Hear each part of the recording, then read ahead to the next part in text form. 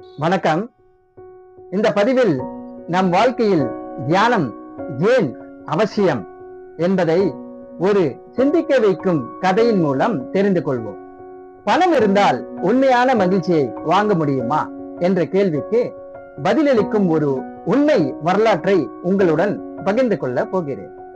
இந்த கதை உங்கள் வாழ்க்கையை வேறு ஒரு கோணத்தில் பார்க்க செய்யும். வாருங்கள் கதைக்குள் செல்லலாம்.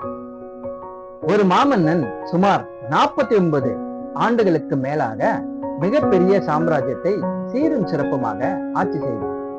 அவனுடைய படையை யாராலும் வெல்ல முடியாது. அவனுடைய கடற்படையும் மிகவும் வலிமையானது.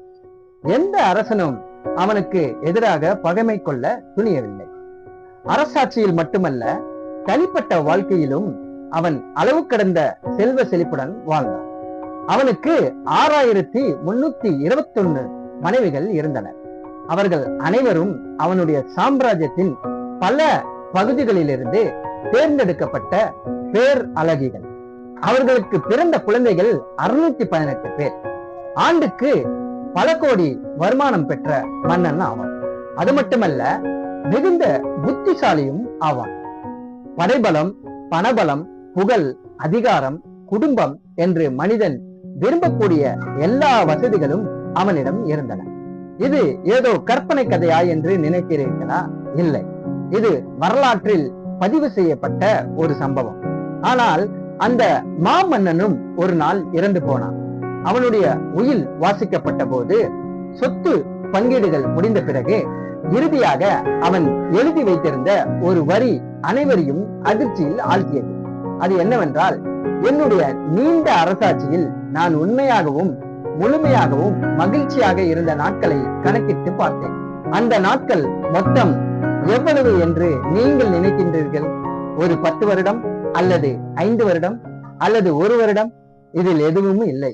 வெறும் 14 நாட்களே அவன் மகிழ்ச்சியாக இருந்தான் என்று குறிப்பிட்டிருக்க. அளவற்ற செல்வம், அளவற்ற அதிகாரம், எண்ணற்ற மனைவிகள், நூற்றுக்கணக்கான குழந்தைகள், யாராலும் வெல்ல முடியாத பேரரசு. இத்தனை இருந்தும் அவன் உண்மையாக மகிழ்ச்சியாக இருந்தது வெறும் 14 நாட்கள் மட்டுமே.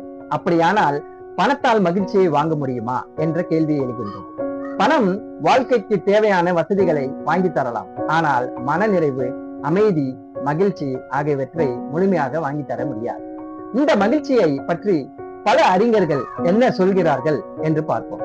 ஜார்ஜ் எலியட் என்ற அறிஞர் கூறுகிறார், வருத்தம் தராத அனைத்தும் மகிழ்ச்சியே என்று கூறுகிறார்.